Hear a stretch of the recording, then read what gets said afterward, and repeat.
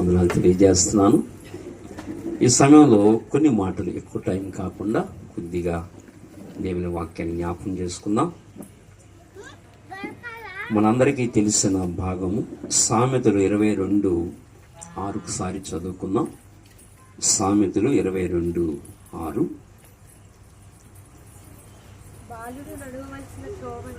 బాలుడు నడవవలసిన త్రోవను వానికి నేర్పుము, వాడు పెద్దవాడైనప్పుడు దాని నుండి తొలగిపోడు.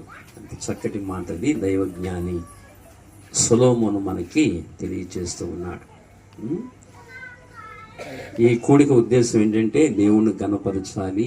దేవుడు చేసిన ఉపకారాన్ని బట్టి కొద్దిమందిగా కూడుకుని మనం దేవుని నామని గణపరచాలి, అదొక ఉద్దేశం. తర్వాత కిరణ్ జాయిని ఉద్దేశించి ఈ బర్త్డే సందర్భంగా అనేక పిల్లలకు ఒక సందేశం ఇవ్వటం, ఈ సందర్భాన్ని పురస్కరించుకొని ఈ సందర్భాన్ని మనం జ్ఞాపకం చేసుకుంటూ ఒక చక్కటి మెసేజ్ని కూడా మనం సందర్భంగా మనం విన్నాం. కిరణ్ జాయి సందర్భంగా తన ఫస్ట్ డే బర్త్డే సందర్భంగా ఒక చక్కటి మెసేజ్ని కూడా మనం తీసుకుందాం. ఇక్కడ ఏం చెప్తున్నాడంటే, బాలుడు నడవలసిన త్రోవను వానికి నేర్పము, వాడు పెద్దవాడైనప్పుడు దాని నుండి తొలగిపోడు అని పరమార్థ జ్ఞాని సొలొమోను మనకి విషయాన్ని చక్కగా తెలియజేస్తున్నాడు. బాలుడు నడవలసిన మార్గము వానికి నేర్పము. ఏమి నేర్పించాలంట? మనం మార్గాన్ని నేర్పించాలట. ఏమి నేర్పించాలి? మార్గాన్ని.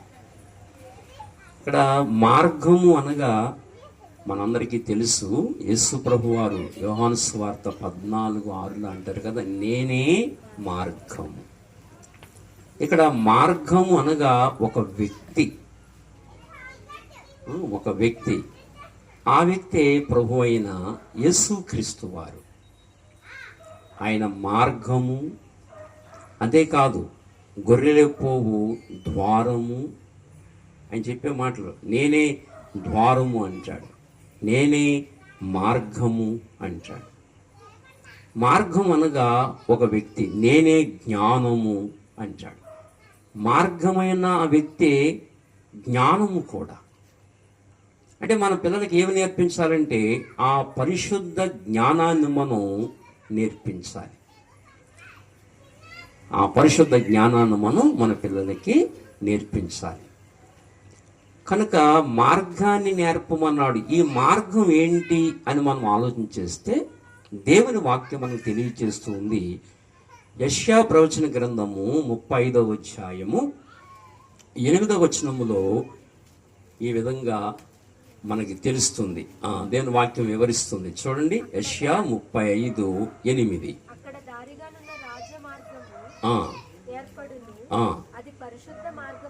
అదిగో అది పరిశుద్ధ మార్గం. చెప్పండి, ఏ మార్గం ఇది? పరిశుద్ధ మార్గం. అంటే మార్గాన్ని నేర్పడము, త్రోవను నేర్పడము అంటే మన పిల్లలకి ఏమి నేర్పాలంటే పరిశుద్ధతను నేర్పాలి. అయితే ఆ పరిశుద్ధతను నేర్పించేవాడు మన వల్ల కాదు. నీతిమంతుడు లేడు, ఒక్కడూ లేడు కదా. అందరూ పాపం చేసి దేవుడు అనుగ్రహించే మహిమను పొందలేకపోతున్నారు. నీతిమంతులు లేరు, అందరూ పాపులే, అందరూ పాపం చేస్తున్నారని మనకి దేవుని వాక్యం ప్రకటిస్తుంది. అందరూ పాపులే, ఎవరు కూడా పరిశుద్ధతని నేర్పలేరు. ఈ మార్గం ఎలాంటిదంటే పరిశుద్ధమైన మార్గం ఇది.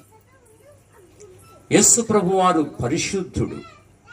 ఈ మార్గము చాలా పవిత్రమైంది. ఈ మార్గం మీకు అర్థమవుతుందా? మన పిల్లలను ఈ మార్గంలో, ఈ పరిశుద్ధ మార్గంలో నేర్పించడం మన పిల్లలు పరిశుద్ధులు అవుతారు. ఎందుకంటే లోకమంతా చెడిపోయింది. లోకం అంటే మనుషుల హృదయాలు ఎలా ఉన్నాయి?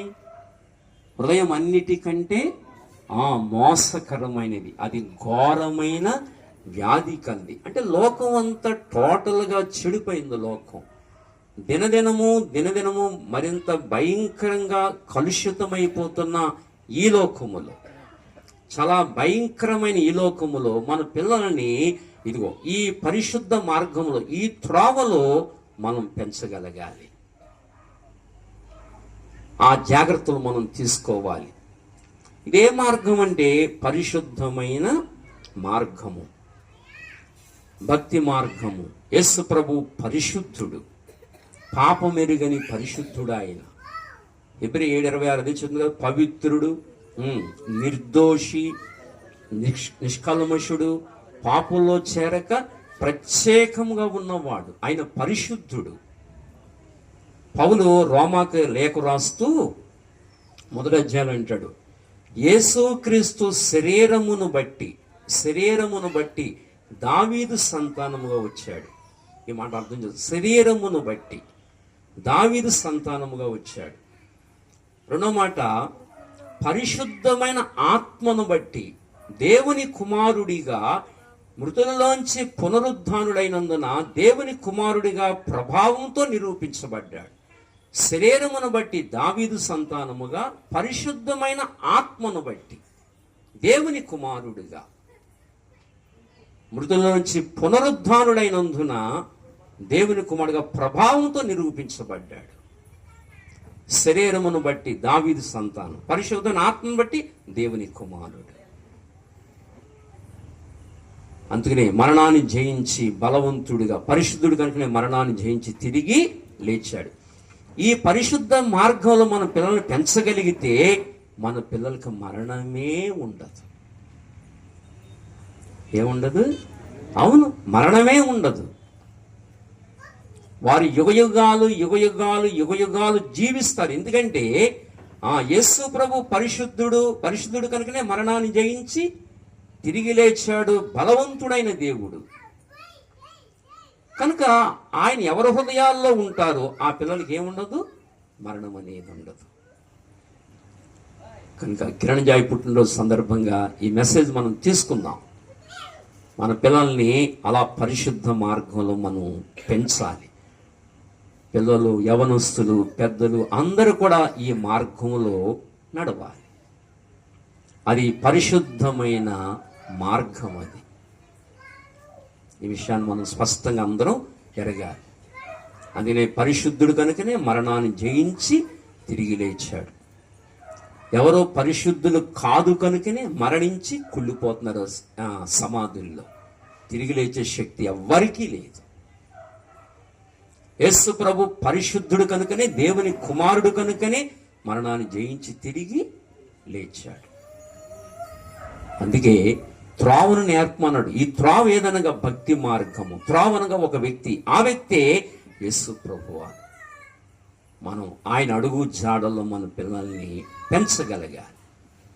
అలా పెంచగలిగితే మన పిల్లలు చిరంజీవులైపోతారు. అంతే, వాళ్ళు చావు అనేది ఉండదు వాళ్ళకి. ఆ పరిశుద్ధ మార్గంలో మన పిల్లల్ని పెంచాలి. మనం ఆ త్రోవ మన పిల్లలకు మనం నేర్పాలి.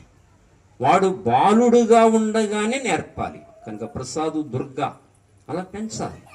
ఇక్కడ తల్లిదండ్రులుగా ఉన్న మనం అందరం అలా పెంచాలి మన పిల్లల్ని. ఏమండి, అలా పెంచినప్పుడు వారు మరణం లేని వారిగా వారి జీవితాలు ఉంటాయని ఒక వాస్తవాన్ని సందర్భంగా మనం గుర్తించాలి. 2, త్రోవ నేర్పమంటే ఈ త్రోవ ఎలాంటి త్రోవ అంటే, రెండో విషయాన్ని ఇందాక చెప్పుకుంది. మొదటి విషయం, రెండో విషయం మనం గమనిస్తే యెషయా గ్రంథం 35:8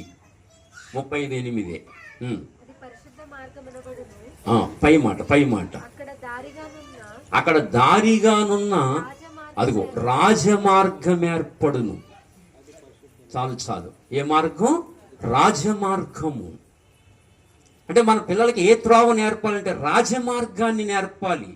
రాజమార్గం ఇది. యేసు ప్రభువారు ఎవరంటే రాజులకు రాజు, ఆయన ప్రభువులకు ప్రభువు. మీకు అర్థమైందా? రాజులకే రాజు ఆయన, ప్రభువులకే ప్రభువు ఆయన. ఏమండి, అంచేత భూమి మీద మనం గమనిస్తే ఆదాము మొదలుకొని సకల మానవాళిని లొంగదీసింది మరణం.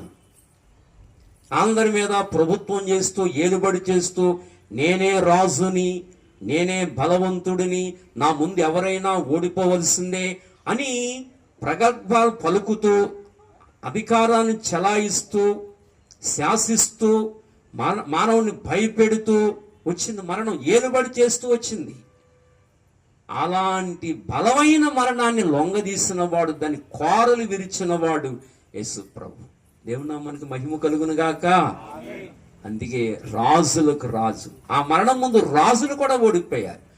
ఆ మరణం ముందు బలవంతులు ఓడిపోయారు. ఆ మరణం ముందు ప్రతి మానవుడు ఓడిపోయాడు. కానీ దాన్ని లొంగదీసిన వాడు, దాని కోరలు విరిచిన వాడు, దాని బలాన్ని అణగదొక్కిన వాడు ఎవరంటే ప్రభు అయిన యేసుక్రీస్తు వారు. అందుకే ఆయన రాజులకే రాజు, ఆయన ప్రభువులకే ప్రభు. ఇది రాజమార్గం. ఇది ఏ మార్గం? రాజమార్గం ఇది. ఆయన రాజులకు రాజు. పిలాతు అడిగాడు కదా, నువ్వు రాజు అంటే, అవును నేను రాజుని, నేను రాజుని అని. అప్పుడు ఏమన్నారు? నా రాజ్యము ఈలోక సంబంధమైనది కాదు, నా రాజ్యము పరలోక సంబంధమైనది అన్నాడు ఆయన. విశ్వానికి రాజు ఆయన. కనుక ఈ మార్గం ఎలాంటిదంటే రాజమార్గము. మన పిల్లల్ని దాస్య మార్గంలో పెరగనివ్వకూడదు, దాస్య మార్గంలో ఎదగనివ్వకూడదు. ఏమండి, మన పిల్లల్ని రాజమార్గంలో పెంచాలి. ఆయన రాజులకు రాజు ఆయన. ఆ మార్గంలో మన పిల్లల్ని పెంచాలి. అలాంటి ఆలోచన మనం కలిగి ఉండాలి. ఇది రాజమార్గం. ఇది రాజులకు రాజు ఆయన. మనం చదివితే ప్రకటన 17:14 మనం చూస్తే, ప్రకటన గ్రంథం 17వ అధ్యాయం 14 వచ్చిన చూస్తే అక్కడ ఒక చక్కటి మాట కనబడుతుంది.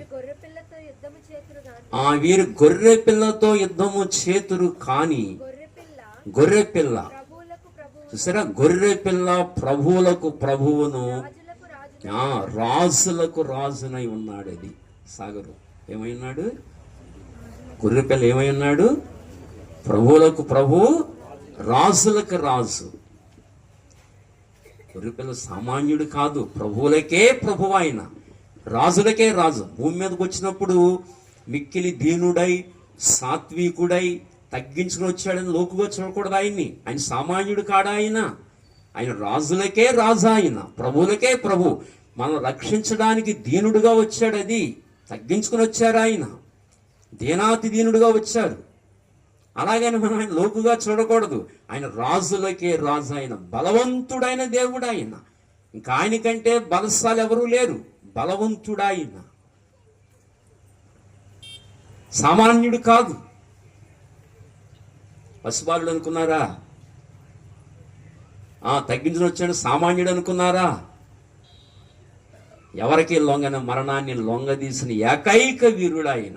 అందుకే ఆయనకు పేరుంది, బలవంతుడు అని పేరుంది ఆయనకి. బలవంతుడు ఆయన. కనుక వాక్యం సొలొమోను జ్ఞాని అదే చెప్పాడు. బాలుడు నడవ త్రోవ నేర్పు.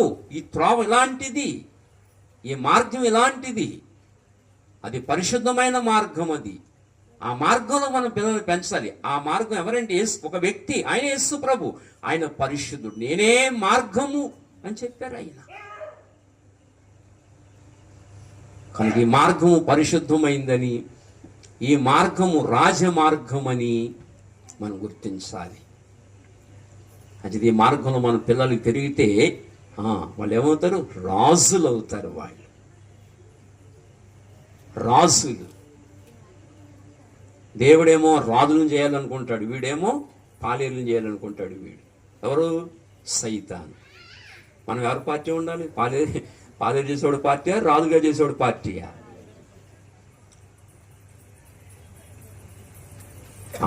అలాంటి గొప్ప ప్రభు ఆయన. కనుక ఈ విషయాలు మనం గుర్తుంచుకోవాలి. కనుక ఆయన రాజమార్గము అని గుర్తుంచుకోవాలి.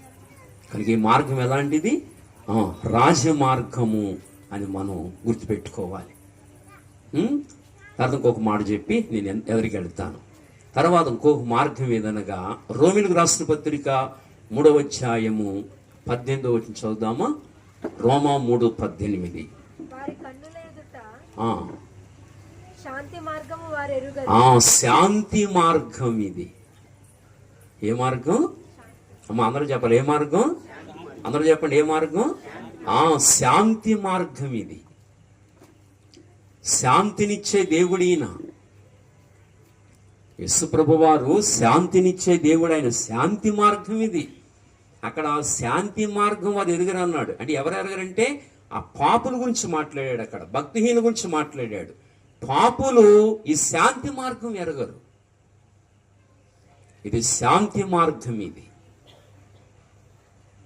మానవుడికి శాంతినిచ్చే దేవుడు ఈయన. హృదయాలకి నెమ్మదిచ్చేవాడు, శాంతినిచ్చేవాడు, శాశ్వత కాలము శాంతినిచ్చే దేవుడు. యోహాను సువార్త 14:27 అంటాడు. యోహాను సువార్త 14:27 చక్కటి మాట. శాంతి మీకు అనుగ్రహించుచున్నాను, నా శాంతినే మీకు అనుగ్రహించుచున్నాను. ఈనాడు లోకానికి శాంతి లేదండి. ఏ వ్యక్తికి శాంతి లేదు. ఇవాళ భూమి మీద ఏ వ్యక్తికి శాంతి లేదు. లోకానికి నెమ్మది లేదు. కానీ లోకానికి నెమ్మదినిచ్చేవాడు, శాంతినిచ్చేవాడు ప్రభువైన యేసు క్రీస్తు వారి. ఆయన శాంతినిచ్చే దేవుడు ఆయన. అంతేనా? నా శాంతినే మీకు అనుగ్రహించు. లోకం ఇచ్చినట్లు కాదు. లోకం శాంతినివ్వలేదు. నా శాంతినే మీకు అనుగ్రహించుచున్నాను అని ప్రభు చెప్పారు. ఎంత గొప్ప దేవుడండి ఈయన. శాంతిని అనుగ్రహించే దేవుడు ఆయన. సర్వలోకానికి శాంతినిచ్చే దేవుడు. అపొస్తలుడైన యోహాను పత్రిక రాస్తూ మొదటి అధ్యాయం, మొదటి పత్రిక 2వ అధ్యాయం 2వ వచనంలో అపొస్తలుడైన యోహాను అంటాడు, ఆయన మన పాపములకు శాంతికరమై ఉన్నాడు. తర్వాత అదిగో మన పాపములకు మాత్రమే కాదు, సర్వలోకమునకు శాంతికరమై ఉన్నాడు. దేవుని నామానికి మహిమ కలుగును గాక. సర్వలోకానికి శాంతికరమై ఉన్నాడు. ఆ కింద శాంతికరమైన మాట కింద పుట్టినోట్లు ఏం పెట్టాడంటే ఆయన, అదిగో ప్రాయశ్చిత్తమై, సర్వలోకానికి ప్రాయశ్చిత్తమై ఉన్నాడు ఆయన. ఎంత గొప్ప మాట వింటున్నారా? సర్వలోకానికి ప్రాయశ్చిత్తమైన, సర్వలోకానికి శాంతినివ్వడానికే దేవుని కుమారుడిగా ఈ లోకంలోకి దిగి వచ్చారు ఆయన. ప్రాయశ్చిత్తం కొరకు వచ్చారు. అదే అంటాడు, ప్రజాపతి దేవేభ్యం ఆత్మాను యజ్ఞం కృత్వా ప్రాయశ్చిత్త. అంటే ప్రాయశ్చిత్తము కొరకు ప్రజాపతి దిగి వచ్చాడు. ఎంత అద్భుతం మాట ఏమండి. ప్రజాపతి అంటే ప్రజాపతి అంటే ప్రజలను పుట్టించిన వాడు. యోహాను సువార్త అంటాడు కదా, మనందరికీ తెలిసిన మాట, ఆది యందు వాక్యం ఉండెను, వాక్యము దేవుని యొద్ద ఉండెను, వాక్యము దేవుడై ఉండెను, ఆయన ఆది యందు దేవుని యొద్ద ఉండెను, అది సమస్తము ఆయన మూలముగా కలిగెను. ఏది? ఆ వాక్యం మూలంగా కలిగింది. ఆయన లేకుండా ఏది, అది ప్రజాపతి. అందుకే ప్రజాపతి సమస్తాన్ని ఆయనే కలుగు చేశాడు కనుక ఏమయ్యాడైనా? ప్రజాపతి. సమస్తాన్ని సృజించాడు కనుక ప్రజాపతి అయ్యాడు. తర్వాత అన్ని సృజించిన ఆ వాక్యమే శరీరధారి అయి లోకానికి వచ్చి యజ్ఞ పశువు అయ్యాడు. ఏ పశువు అయ్యాడు? యజ్ఞ పశువు. అంచేత ఈ శ్లోకం ఆయనకి అప్లై చేయడం కుదరదు, ఇంకెవరికి అప్లై చేయలేం. అన్నీ చేసిన వాడు ఆయనే, అన్నీ చేసిన వాడే మన కొరకు బలియాగం అయ్యాడు. అందుకే ప్రజాపతి దేవేభ్యం ఆత్మానం యజ్ఞం కృత్వా ప్రాయశ్చిత్త.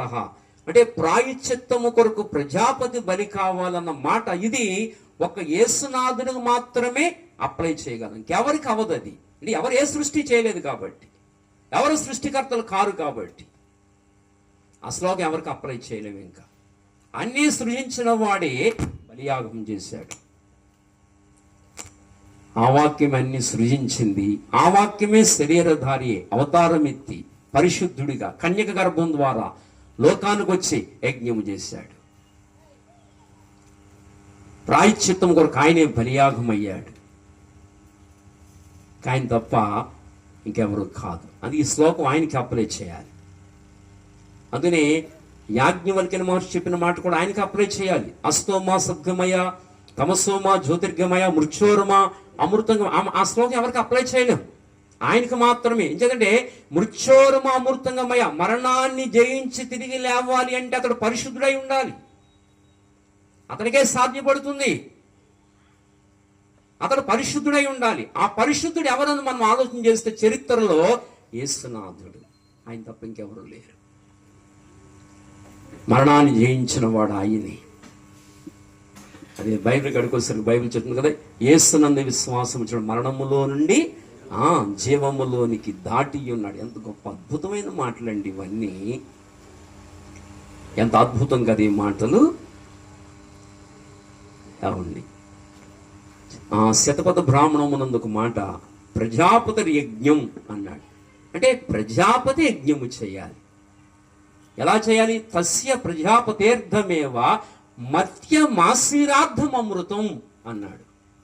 తస్య ప్రజాపతేర్ధమేవ మత్యమాసీరార్థం అమృతం అంటే ఆ శ్లోకం యొక్క అర్థం ఏంటంటే, ప్రజాపతి సగమేమో మత్య శరీరాకారములోకి రావాలి. ఇప్పుడు ఈ శరీరం ఉంది కదా, ఇది పాప శరీరం. ఇది ఆయన పాపి కాడు. పాప శరీర ఆకారంలోకి వచ్చాడు, ఆయన పాపి కాడు. అంటే ఈ శరీర ఆకారంలోకి రావాలి.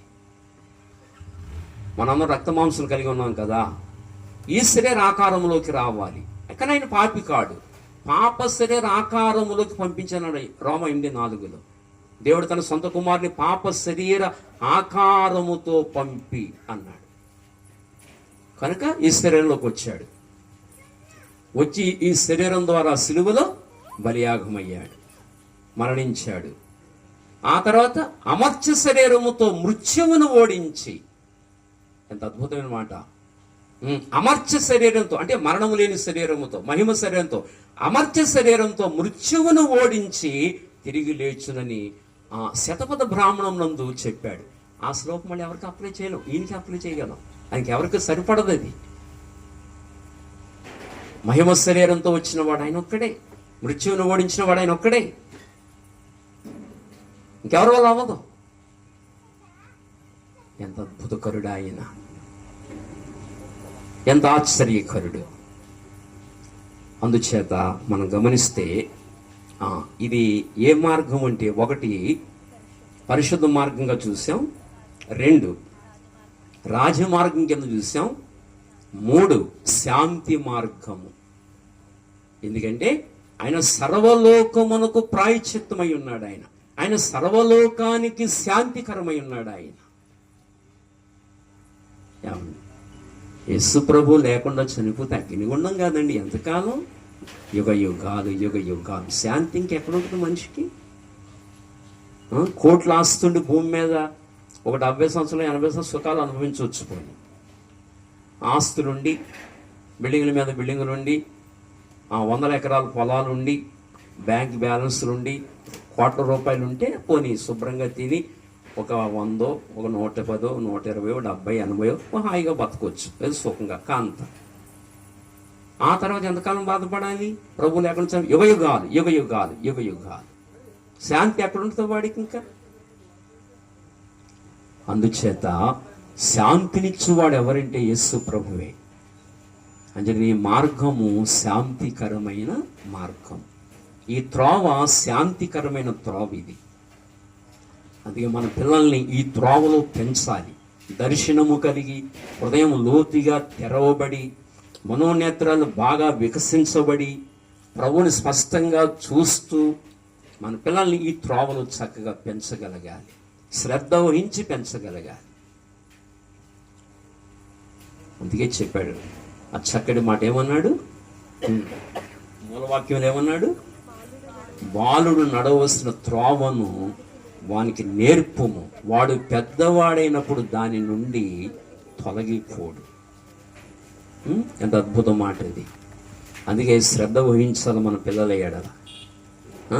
మన పిల్లల్ని సరైన క్రమంలో పెంచే రీతిగా మనం శ్రద్ధ వహించాలని వాక్యం చెబుతుంది. కనుక ఈ మార్గము శాంతి మార్గము అని మనం గుర్తించాలి.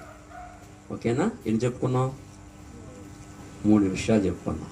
ఇంకొక 2 విషయాలు అలా టచ్ చేసుకుని నేను ముగించేస్తాను. ఇంకెక్కువ టైం తీసుకోను. సమయం దొరికినప్పుడు మరి వినాలి. ఈ సందర్భంలో చక్క వాక్యాన్ని మనం వినాలి.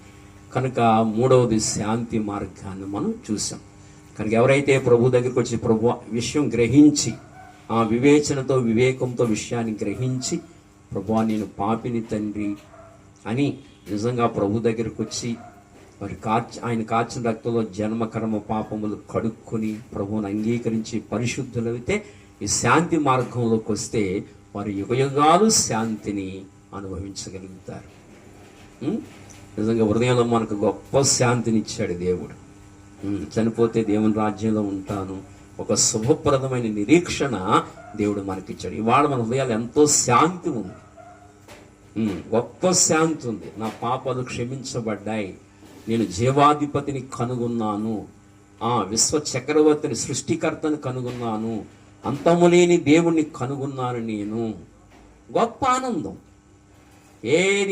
ఏది మనకి సంతోషాన్ని ఇవ్వలేదు లోకంలో. డబ్బు కానీ ఇంకోటి కానీ అసలు లోకంలో ఏది కూడా ఈ ఆనందాన్ని ఇవ్వలేదు. లోకంలో ఏది శాంతిని ఇవ్వలేదు. ఇవాళ సృష్టికర్తను మనం ఎరగగలిగాం. అది ధన్యులుగా చేశాడు దేవుడు మనల్ని. నిజంగా ఎంత గొప్ప సంగతి ఇది. కనుక ఇది శాంతి మార్గం అని మనం గుర్తించాలి. ఇకపోతే 4వ విషయాన్ని జ్ఞాపం చేస్తాను. ఇదే మార్గము జ్ఞాపం చేస్తాను. దయవుంచి 16వ కీర్తన 11వ చరణము. జీవ మార్గమును నీవు నాకు తెలియజేసేది. ఇది ఏ మార్గం చెప్పనా? జీవ మార్గము. చెప్పండి ఏ మార్గం? అందరూ చెప్పండి ఏ మార్గం? జీవ మార్గము. యేసు ప్రభు వారు మరణించి తిరిగి లేచి ఆరోహణం అయిపోతూ శిష్యులను దీవిస్తూ ఒలీవ కొండ దగ్గర తీసుకెళ్లి వాళ్ళని దీవిస్తూ వాళ్ళ మధ్యలోంచే వాళ్ళని ఆశీర్వదిస్తూ అలాగన మేఘం వచ్చి అలాగ ఆయన తీసుకెళ్ళిపోయింది. కొందరికి వెళ్ళిన తర్వాత మేఘం వచ్చి ఆయన తీసుకుని వెళ్ళిపోయింది. అప్పుడు ఆయన అన్నారు, నేను ఏ రీతిగా పరలోకం వెళుతున్నానో మళ్ళీ తిరిగి అదే రీతిగా నేను వస్తాను అని చెప్పారు. శిష్యులు అలాగే చూస్తున్నారు, అంతే. అలా పైకి వెళ్ళిపోయాడు అంతే ఆయన. కొంత లెక్క వెళ్ళిన తర్వాత మేఘం వచ్చి ఆయన తీసుకువెళ్ళిపోయింది. ఇదిగో నేను ఎలా పరలోకం వెళ్ళాను, మీరు కూడా అలాగనే పరలోకం రావాలి. ఏ మార్గం ఇది? జీవ మార్గము. ఏ మార్గం అండి? బాబ్బా, బైబిల్ మాటలు ఎంత ఉన్నతమైనవండి, ఎంత తృప్తినిస్తున్నాయండి మాటలు ఇవి. ఎంత తృప్తిని. జీవ మార్గము. మనం చెప్పుని కథలు కాదు, వాస్తవంగా ఒక ఆయన మన ముందు ఇదంతా జరిగించారు. మరణాన్ని జయించి తిరిగి లేచారు ఆయన. మహిమ శరీరంతో ఆరోహణమై పైకి వెళ్ళారు ఆయన. తండ్రి దగ్గరికి వెళ్ళిపోయారు. జీవ మార్గము. చెప్పండి, మన పిల్లల్ని ఎక్కడ పెంచాలి? జీవ మార్గంలో పెంచాలి. కనుక జీవ మార్గం. కనుక జీవ మార్గంలో మన పిల్లల్ని పెంచాలి. ఇది జీవ మార్గం ఇది. కనుక జీవ మార్గంలో మనం నడవాలి, మన పిల్లల్ని నడిపించాలి. ఎరిగిన వారందరికీ మన జీవ మార్గాన్ని చూపించాలి, ప్రకటించాలి, పరలోకానికి దారి చూపించాలి. కనుక జీవ మార్గం అని గుర్తెరగాలి. కనుక ఇది 4వ విషయం. ఏమండి, ఇంకొక 5వ విషయం చెప్పి నేను ముగించేస్తాను. ఇర్మియా గ్రంథము 6వ అధ్యాయము. ఇర్మియా గ్రంథము 6వ అధ్యాయము. ఈ మాట ఒకసారి చూద్దామా? 6వ అధ్యాయం 16వ చదువుతారా? యెహోవా ఈలాగు సెలవిచ్చుచున్నాడు, మార్గములలో నిలిచి చూడుడి, పురాతన మార్గములను గూర్చి విచారించుడి, మేలు కలుగు మార్గము ఏది అని అడిగి అందులో నడుచుకొనుడి. చూసారా, మేలు కలుగు మార్గం ఏది అని అడిగి తెలుసుకుని అందులో నడుచుకొనుడి. మేలు కలుగు మార్గం ఏది అంటే ఈ మార్గం ఎలా అని చెప్పిన మానవ జాతికి మేలు చేసే మార్గం ఇది. ఏం చేసే మార్గం అండి? మేలు చేసే మార్గం. ఎంత గొప్ప మార్గం అండి, మేలు చేసే మార్గం. ఏంటి మేలంటే ఒక మేలని చెప్పను, కోకొల్లలు మేలులు, కోట్ల కొలది మేలులు. ఎన్ని మేలులు మానవ బ్రతుకులో చేశాడు. వాస్తవంగా మనందరం ఒకప్పుడు గుడ్డివారు, అవునా? కాళ్ళు లేనివాళ్ళం, చేతులు లేనివాళ్ళం, అంగవైకల్యం అంతా అవును కదా. నిజదేవుని కొరకు నడవలేని కాళ్ళు కలిగిన వాళ్ళం, నిజదేవుని చూడలేని గుడ్డి వాళ్ళం, నిజదేవుని కొరకు మాట్లాడలేని మోగవాళ్ళం కదా. నిజదేవుని కొరకు పని చేయలేని చేతులు లేని వాళ్ళం. ఇంత అంగవైకల్యాన్ని తొలగించాడు. కాళ్ళు ఇచ్చాడు, నోరిచ్చాడు, కళ్ళు ఇచ్చాడు. అరికాలము నడినెత్తి వరకు ఎక్కడ చూసినా వ్యాధిని స్వస్థపరిచాడు. ఆయన పొందిన గాయముల చేత ఏం కలుగుతుంది మనకి? స్వస్థత. ఎక్కడున్న రోగం? హృదయములో. ఘోరమైన వ్యాధి. ఎక్కడున్న వ్యాధి? హృదయములో. ఘోరమైన వ్యాధి.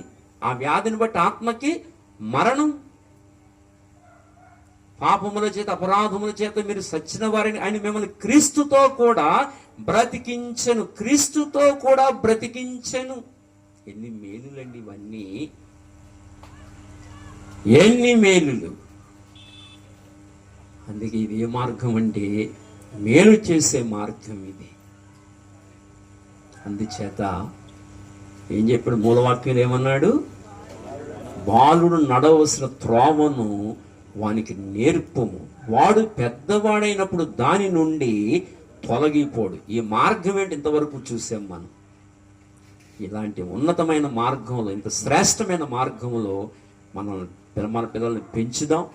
కానీ మల్లికార్జున దగ్గర మనను కూడా ఇటువంటి శ్రేష్టమైన మార్గంలో పెంచాలని, ప్రసాదు, దుర్గా మరి వారికి ఇచ్చిన కుమారుణ్ణి ఇలాంటి చక్కటి మార్గంలో పెంచాలని చక్కటి వాక్యాన్ని, సందేశాన్ని ఇస్తూ, మరి కిరణ్ జాయ్ ఇది ఫస్ట్ బర్త్డే కనుక ఆ కుమారుని ఇలాంటి చక్కటి మార్గంలో పెంచి ఉన్నత స్థాయికి తీసుకురావాలని ఈ మాటలు తెలియజేస్తూ మరి నా మాటలు ముగిస్తున్నాను. మనందరం కలిసి మరొకసారి కుమారుడి కొరకు మనం ప్రార్థన చేద్దాం. ఈ కొద్ది మాటల దేవుడు మనం ఎన్నికల్లో దీవించి ఆశీర్వదించును గాక. ఆమేన్. గట్టిగా చెప్పండి ఆమేన్ అని. మంచిది. మల్లికార్జున గారు చాలా ధీమాగా చెప్పారు ఈ మాట. ఎలాగంటే ఇద్దరు పాపలు కదా, మూడవసారి ఏం చేయాలనుకున్నప్పుడు లేదు ఉంచుతాం, దేవుడు తప్పనిసరిగా ఉద్ధారకరిస్తాడని ధైర్యంగా చెప్పారు విశ్వాసంతో. నిజంగా వారి విశ్వాసమే దేవుడు నిజంగా గణపరిచాడు. చక్కటి కుమారుని దేవుడు దయచేశాడు. దేవుడు నామానికి మహిమ కలుగును గాక. చాలా సంతోషం. పరిశుద్ధుడు అయిన తండ్రి, ఈ సమయంలో నాయన మా ప్రియులు మల్లికార్జునరావు గారిని బట్టి, అలాగే వారి సతీమణి మా సోదరి జ్యోతి గారిని బట్టి ప్రార్థిస్తూ, వారిని ప్రేమించి వారికి ఇచ్చిన సంతానం పొందనాలు. కుమార్తె భవాని, అల్లుడు గారి గంగయ్య, వారికి ఇచ్చిన సంతానం కుమారుడు, కుమార్తెను బట్టి ప్రార్థిస్తున్నాం. అలాగే కుమారుడు ప్రసాద్, తనకిచ్చిన భార్య దుర్గను బట్టి ప్రార్థన చేస్తున్నాం. అలాగే వారికి ఇచ్చిన సంతానం కొరకు పొందనాలు. మరి శృతి, అలాగనే ప్రణతి, అలాగనే కిరణ్ జాయ్, ఈ ముగ్గురు బిడ్డలను మీరు ఇచ్చారు. ఈరోజు కుమారుడు కిరణ్ జాయ్ పుట్టినరోజు. ఈ సందర్భంగా కేక్ కట్ చేస్తుండగా, కేక్ ఎలాగైతే అన్ని పదార్థాలతో మాధుర్యంగా తీయగా ఉంటుందో, అలాగే బిడ్డ జీవితం మాధుర్యంగా తీయగా ఉండేలాగున నువ్వు చేయగలిగే గొప్ప దేవుడు, చేదైన అనుభవాల్ని తీపిగా మార్చగలిగే గొప్ప దేవుడు. కనుక ఈ సమయంలో కుమారుని దీవించండి. కిరణ్ జాయిని దేవుని దయలో, మనుషుల దయ జ్ఞానంలో, వయస్సులో వదిలినట్టుగా కుమారుని దీవించమని, ఆశీర్వదించమని ప్రత్యేకంగా ప్రార్థిస్తూ, ఈ కుటుంబంలో అలాగుని మరి సత్యనారాయణ గారి కుటుంబంలో మీరు చేసిన ఉభయ కుటుంబాలు అనగా దుర్గ తల్లిదండ్రులు సత్యనారాయణ గారిని బట్టి, అలాగే సోదరి మంగారిని బట్టి ప్రార్థన చేస్తున్నాం. ఇప్పుడు వచ్చి రక్త సంబంధాలందరిని బట్టి మీకు వందనాలు. మా ప్రియులు మల్లికార్జున గారి యొక్క రక్త సంబంధులు, మా సోదరి కరుణమ్మ గారు, అలాగని మిగిలిన సహోదరీలు, అలాగనే మురళి, నాగలక్ష్మి ఇలాగ రక్త సంబంధాలు బట్టి కూడా మీకు వందనాలు. కుమారుడు నాగరాజు ఇలాగ రక్త సంబంధాలు అందరిని బట్టి ప్రత్యేకంగా ప్రార్థన చేస్తూ ఇప్పుడు కేక్ కట్ చేస్తుండగా సహాయం చేయండి. పరిశుద్ధులందరూ ప్రార్థిస్తుండగా, రక్త సంబంధాలందరూ ప్రార్థిస్తుండగా బిడ్డను దీవించమని కోరుకుంటూ యేసు నామములో అడిగి వేడుకొనుచున్నాము తండ్రి. ఆమేన్. ఆమేన్. May God bless to you. May God bless to you. May God bless. May God bless. May God bless to you. Many long life to you. May long life to you. May long life. Many long life. Many long life to you. May God bless to you.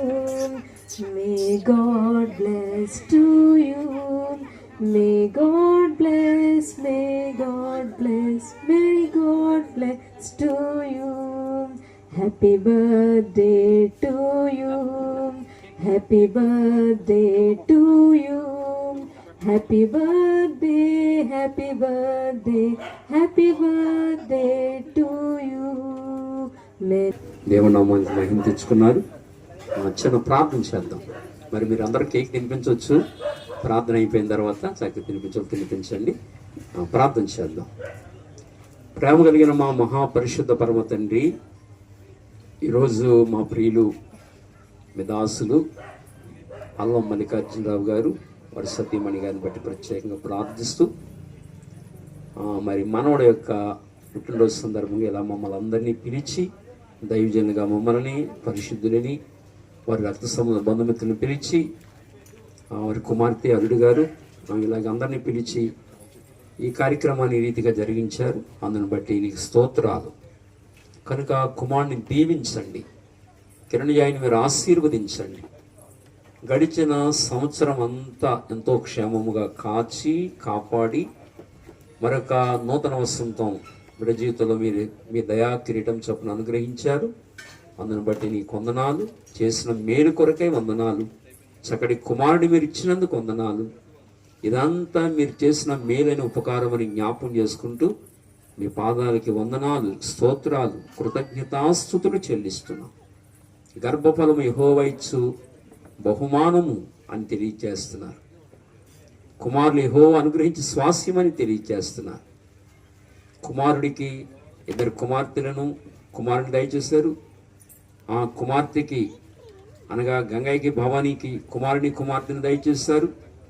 ఈ రీతిగా ఈ యొక్క కుటుంబానికి మీరు ఇచ్చిన సంతానం కొరకై వందనాలు, స్తోత్రాలు చెల్లించుకుంటూ మరి కిరణ్ జాయిని దీవించి మీరు ఆశీర్వదించమని కోరుకుంటూ మరొకసారి ఆ కుమారుని కుటుంబాన్ని చేరువన్న మమ్మల్ని అందరినీ మీ దయగల హస్తాలకు అప్పగించుకుంటూ ఇంతవరకు కార్యక్రమంలో సహాయపడుతూ వచ్చినందుకై వందనాలు, స్తోత్రాలు చెల్లించుకుంటూ ప్రభువును రక్షకుడునైన యేసుక్రీస్తు ప్రభు నామములో ప్రార్థించి వేడుకొనుచున్నాము తండ్రి.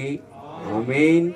మన తండ్రి అయిన దేవుని దీవెనయు పరిశుద్ధాత్మిక అన్యోన్య సహవాసము క్రీస్తు వారి యొక్క నిత్య కృప పుట్టినరోజు జరుపుకున్న కుమారుడు కిరణ్ జాయ్కిని కుటుంబానికి చేరవచ్చిన మనందరికీ సదాకాలము దేవుడు తోడై ఉండి నడిపించునుగాక.